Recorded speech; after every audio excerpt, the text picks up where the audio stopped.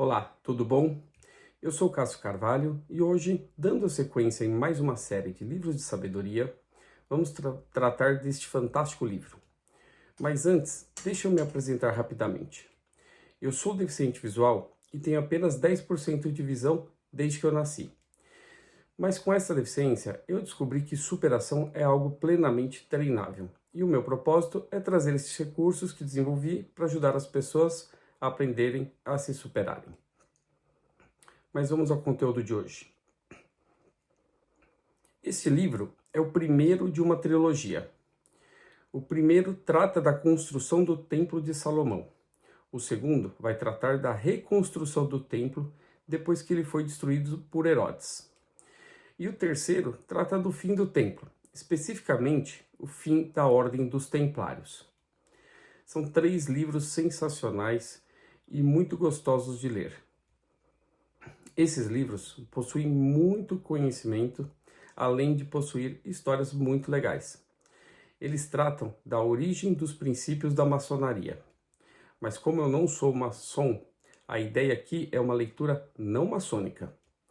Mas é importante dizer que essa trilogia foi escrita sim por um maçom e uma pessoa muito respeitada. O autor, o Zé Rodrigues, era uma pessoa muito respeitada dentro e fora da maçonaria, pelo que se pode verificar nas entrevistas que ele participou. Então, eu até posso citar algumas coisas aqui da maçonaria, mas de antemão eu peço licença aos amigos maçons, né, porque eu posso ser impreciso e até mesmo incorreto nas minhas colocações. Mas como eu já disse anteriormente, esta será uma leitura não maçônica de alguém tentando compreender alguns princípios maçônicos. Mas a principal ideia aqui não é falar de maçonaria, mesmo porque eu não tenho propriedade para isso. Mas sim extrair a sabedoria contida nessas páginas. E olha que tem bastante sabedoria. Tem muito aprendizado de superação aqui. Bom, Diário de um Construtor de um Templo. Livro de Zé Rodrigues, o primeiro da trilogia. Olha, outra parênteses que eu quero abrir aqui é o seguinte: existem vários nomes diferentes aqui nessa história, então com certeza vou pronunciar nomes de forma errada, mas o importante não é a pronúncia correta, mas sim o conteúdo que nós vamos extrair. A história de Joabe de Tiro. Joabe de Tiro nasceu durante o reinado de Abibaal, pai de Hiram, na cidade de Tiro, durante um raro período de paz e excelentes negócios. A sua infância ela foi marcada por muita disciplina e tranquilidade. Tiro foi fundado pelos fenícios em uma pequena ilha no sul do Líbano no 3º milênio antes de Cristo. Esta ilha foi unida ao continente por aterros durante o reinado de Hiram, no último milênio antes de Cristo. Os tírios, né, como eles eram chamados, né, eles eram conhecidos por trabalhar com tintura das conchas de uma espécie de marisco, que era um corante roxo, muito valorizado na época. Tiro estava em sua idade de ouro na época. O principal motivo desta prosperidade foi devido a uma aliança com Israel. Uma aliança entre Abibaal, rei de Tiro, né, que enviava madeiras de cedro do Líbano, para o rei Davi, rei de Israel. Essa aliança continuou com seus respectivos filhos, que foi Hiram e Salomão. Foi uma aliança muito lucrativa que beneficiou os dois. Mas depois desse contexto histórico, vamos à história de Joabe. Como Tiro era um porto comercial de grande importância na época, ele era invadido por gente de todos os cantos do mundo. Então, a mãe de Joabe decidiu transformar sua casa em uma hospedaria. Quando Joabe completou 10 anos de idade, Tiro novamente foi forçado a entrar em guerra contra os filisteus e seu pai morreu em combate.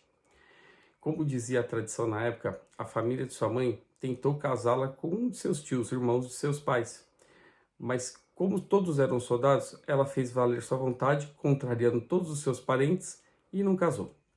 Na verdade, todos seus tios eram soldados, com exceção de Jubal, o coxo, que não podia ser soldado pela sua própria deficiência física. Assim, Tanto a família da mãe quanto a família do pai de Joabe cortaram relações com ela, já que ela se recusava a seguir a tradição. E, assim, não seguindo a tradição, ela acabou perdendo o direito de receber a herança de seu marido. Seu tio, Jubal, foi o único a manter seus laços com a sua mãe. O Jubal, ele era deficiente físico, só que ele era escriba de profissão. A maioria dos homens abraçava a carreira militar na época, mas a ele, né, que era deficiente físico, só restou o trabalho intelectual. Um trabalho essencial nos períodos de paz, quando os negócios floresciam. A banca dele era a mais procurada no porto de Tiro, transformando Jubal em um grande sucesso. Aqui, a gente já pode ver como uma deficiência pode promover a superação, né? Por conta dele ser deficiente,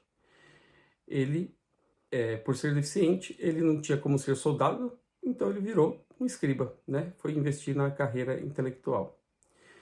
Porque, embora ser soldado tivesse muito prestígio naquela época, Jubal jamais seria tão próspero se ele não tivesse sido deficiente, porque forçou ele a ser um intelectual, que era algo muito valorizado na época. Mas ele poderia ter se vitimizado, ter se tornado um peso para a família dele, mas ele era ganancioso e ambicioso. Então ele correu atrás para ser alguém importante. Para proteger a família de Joabe e em honra ao pai dele, esse seu tio Jubal propôs um casamento de conveniência à sua mãe, a mãe do Joabe, que era a Tirza. Era um casamento somente de aparências, porque o verdadeiro interesse de Jubal não era material e nem mesmo carnal. Isso vai ficar claro mais tarde. Joabe não convivia com os meninos da época dele e passava o dia inteiro brincando de guerra, que era, né, o que mais eles faziam naquela época. A Tirza, sua mãe, mantinha ele o mais longe possível desses meninos e exigia de Joabe uma obediência estrita aos seus desejos. Ele tinha que acordar cedo, executar todas as suas obrigações de forma contínua, parando apenas para comer e descansar. Por ser o único filho homem em uma casa de mulheres, tratado como um pequeno rei, ele poderia ter se transformado em um pequeno tirano se não fosse esta rigidez e essa disciplina de sua mãe. Ela mantinha ele em um ciclo de tarefas braçais que se repetia todos os dias sem qualquer exceção. Era dever dele transportar água em 2 baldes de madeira do poço para grandes bilhas da cozinha, com as quais se alimentaria tanto o cozimento dos alimentos quanto as tigelas dos hóspedes. Ele também tinha que alimentar as aves das capoeiras, alimentar o pequeno rebanho de cabras. E por mais que cansativas que fossem essas tarefas, acabava ocupando praticamente de forma absoluta o tempo de Joabe. E isso marcou no espírito dele o hábito da disciplina férrea. Essa disciplina foi um dos maiores alicerces do autodesenvolvimento dele. Um dia, já no segundo ano dessa nova vida de hospedeiros e já sob a proteção de Jubal, né, o tio, Joabe foi procurado pela sua mãe, que informou que o seu tio queria encontrá-lo no porto. Ele ficou super feliz, né, porque o porto era o centro da vida da cidade de Tiro. O que ele não sabia é que esse seria o último dia de sua primeira vida. Por que nós estamos falando em primeira vida? Porque a vida de Joabe passou por várias transformações radicais e todas carregadas de muito aprendizado. Como já falamos, a sua primeira vida foi baseada em uma infância apartada dos meninos da sua idade, executando tarefas diárias braçais pesadas, o que gravou no espírito dele o hábito de uma saudável e construtiva disciplina férrea. Só que isso foi só o começo. Ele ainda não tinha consciência do que tinha para vir. Ele não sabia que o seu futuro ainda o levaria ao mais profundo da terra e dele mesmo, transformando ele de criança em homem e de homem em alguma coisa mais próxima do Deus em que havia criado. Deus este que ele nem sequer suspeitava da existência. Bom, agora nós vamos para o início da sua segunda vida. Então a primeira vida foi a infância e agora nós vamos para a segunda vida.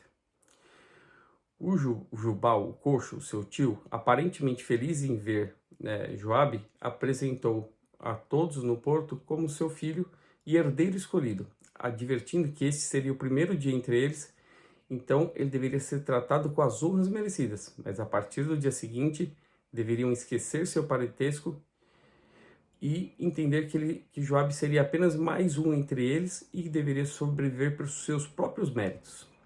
Essa é a lei do mundo, quem não aprende a viver não sobrevive. Mais um aprendizado, né? Não é porque ele era filho adotivo do dono da empresa que ele tinha que ser tratado de forma diferente. Diferente de qualquer um, inclusive dos demais funcionários. Pelo contrário, ele deveria crescer pelos seus próprios méritos, como deveria ser em qualquer lugar. Joabe se sentia no céu. Ele pressentia que sua nova vida lá no Porto de Tiro, que era o centro do mundo, seria feita de enormes prazeres. Muito grato, Joabe perguntou ao seu tio: que Deus de bondade vos trouxe à minha vida? Seu tio respondeu que a deusa que o trouxe foi a deusa Atargatis, a deusa da vingança. Aí, o que ele fez? Ele declarou que dedicou toda a sua vida à vingança contra quem fez dele esse aleijado e ressaltou que Joabe e a família de Joabe era tudo o que ele precisava para realizar o objetivo de vida dele. Só que Joabe não tinha a menor ideia de quem tinha transformado seu tio tão bondoso em um aleijado digno de pena e se colocou à disposição de seu tio para ajudar naquela missão. Graças ao desejo do seu tio de transformar Joabe em seu sucessor, Joabe pôde usufruir tudo de melhor que existia no mundo até então conhecido, sentindo dentro do seu coração a certeza de que o mundo era todo dele. Só que isso é uma ilusão ou não, né? Achar que o mundo é seu. Essa é uma pergunta que fica no ar. Bom, assim começou a segunda vida de Joabe.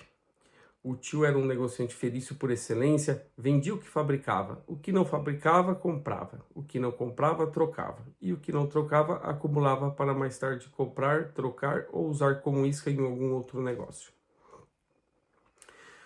Jubal, o coxo, estava a ponto já de desistir, achando até que Joabe era incapacitado para as artes da escrita e da leitura. Mas Joabe insistia porque sentia que nesses belos desenhos estava oculto algum conhecimento essencial à vida dele. E em um belo dia, Manassés, que era um amigo dele, apontou um grupo de letras e perguntou para Joabe: o que significa esses 3 sinais representados por essas 3 letras? E de repente, como em um relâmpago inesperado, as 3 letras falaram com Joabe.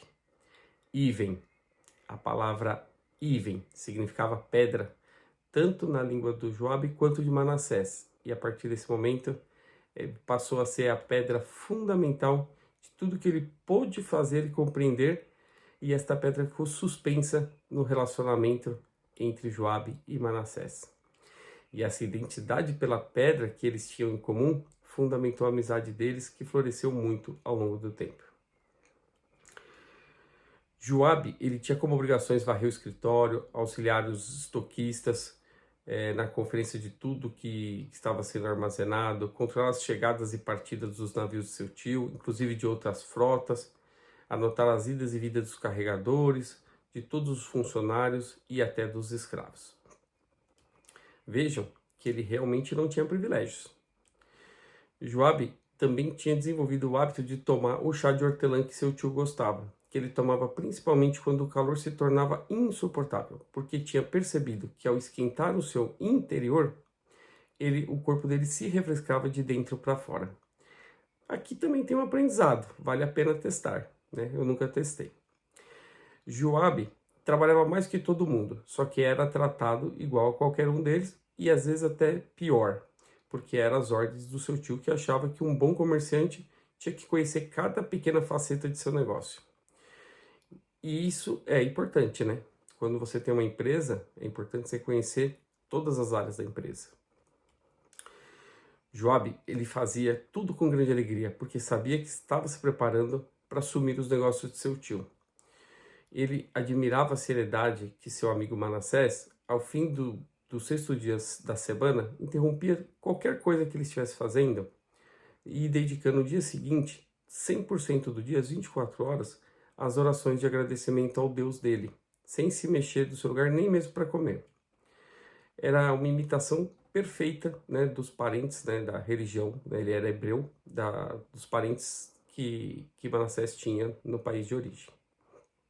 O nome do Deus de Manassés era Yahweh, o Senhor das Tempestades, o Deus dos Hebreus.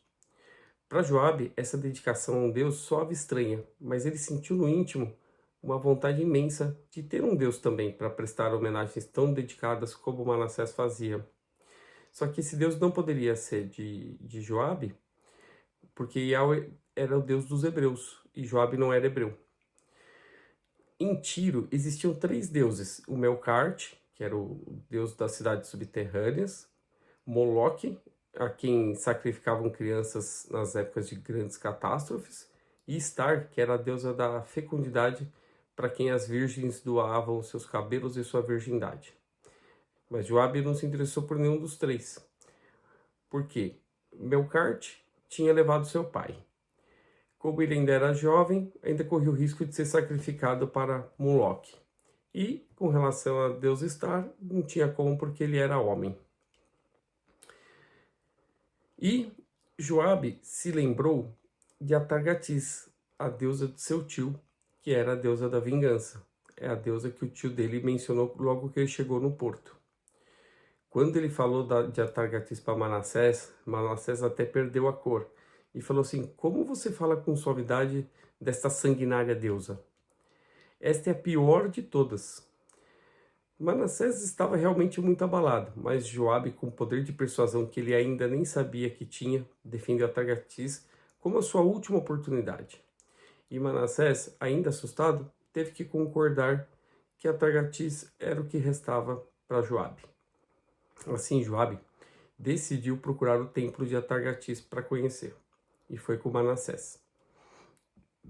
O templo de Atargatis era uma construção piramidal em degraus, feita de blocos avermelhados, com uma escadaria no centro.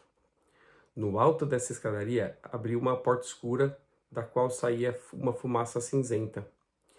Não havia nenhum sinal exterior de qualquer riqueza ou luxo, e os degraus da escadaria estavam cobertos de pétalas de flores. Quando Joabe chegou ao alto da escadaria, observou que a fumaça que saía das entranhas do templo era mais espessa ainda do que parecia vindo de longe. E ao chegar do outro lado dentro do templo, sentiu como se tivesse atravessado um portal para uma outra realidade, muito diferente da que ele imaginava. Ele debruçou na balustrada e olhou para um abismo que tinha na sua frente, que tinha mais de 500 vezes a sua altura.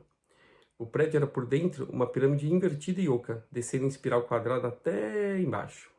O chão era apenas um buraco escuro. No centro tinha um grande altar de pedra e no meio estava escavado um grande caldeirão cheio de brasas, de onde saía esta fumaça. Na parede inclinada à sua frente tinha uma grande estátua de Atargatis, feita de pedra, com as mãos espalmadas, seios bojudos e uma lua crescente na sua testa que formava um par de chifres que davam um ar até muito assustador. E de repente ele começou a ouvir um som surdo de tambores, que começou a subir lá de dentro das profundezas do templo. Era um som contínuo de tambores e de vozes.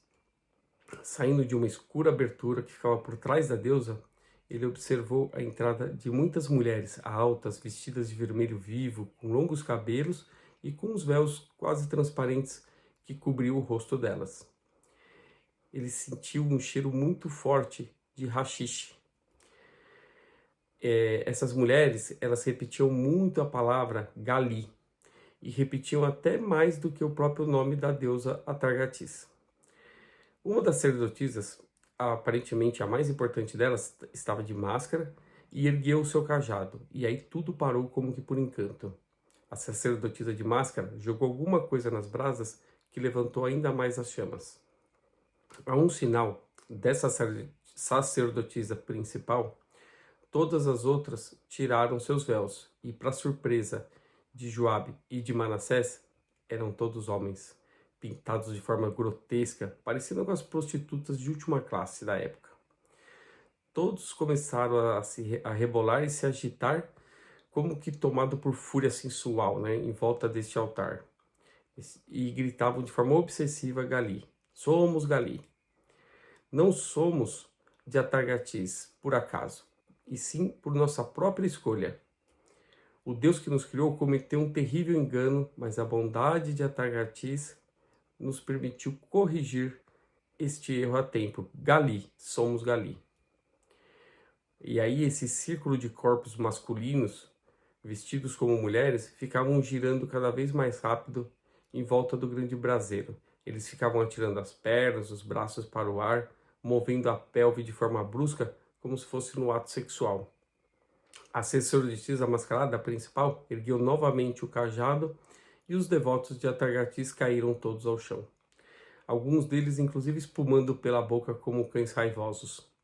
E aí, um gongo muito grave se ouviu e do fundo da parede surgiram 2 núbios muito fortes, trazendo nos braços um adolescente nu, pálido e de olhos arregalados, com desespero na face.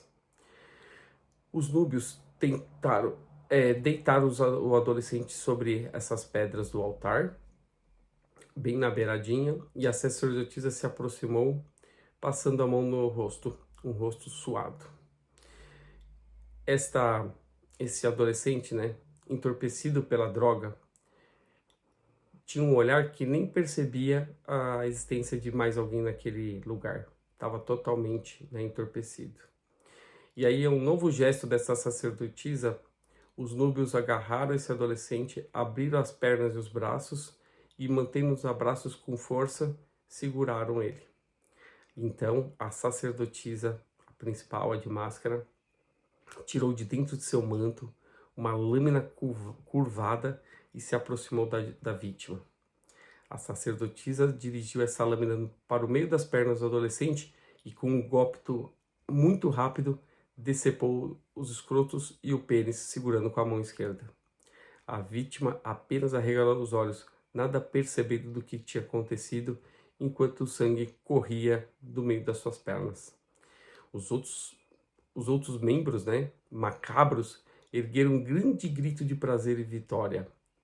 Essas pessoas, erguendo as saias de suas roupas, exibiram os seus baixos ventres, exibindo, né, que não tinham pênis, tinham apenas grandes cicatrizes que eram feitas de forma a simular uma vulva, uma vagina, né?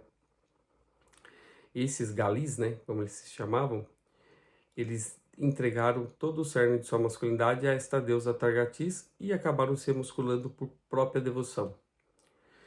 2 outros galis, né, aproximaram do adolescente que tinha sido recém-mutilado e aplicaram uma compressa para o sangue parar. A sacerdotisa mascarada ergueu os despojos da sua brutal ação e atirou ao fogo, onde imediatamente começaram a fritar, exalando um horrível cheiro de carne e sangue queimado. Joabe, por causa do enjoo que ele sentiu vendo tudo isso, tossiu. E quando ele tossiu, todos os olhos se voltaram para cima, olhando na direção dele. E aí, quase que imediatamente, surgiram outros 2 núbios que o seguraram com as mãos atrás das costas, imobilizaram ele. E aí a sacerdotisa mascarada ergueu a cabeça, olhou fixamente para Joabe e para Manassés, ergueu o cajado e deu um grito. Depois fez um gesto mandando tirá-los de lá rapidamente.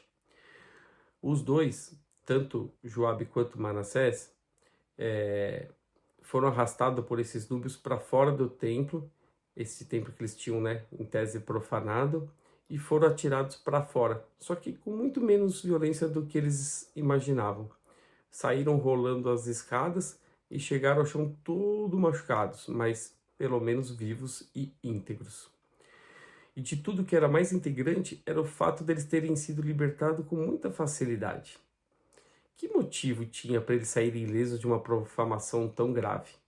Essa dúvida permaneceu na cabeça deles por muito tempo. Para Joabe ainda tinha algo pior.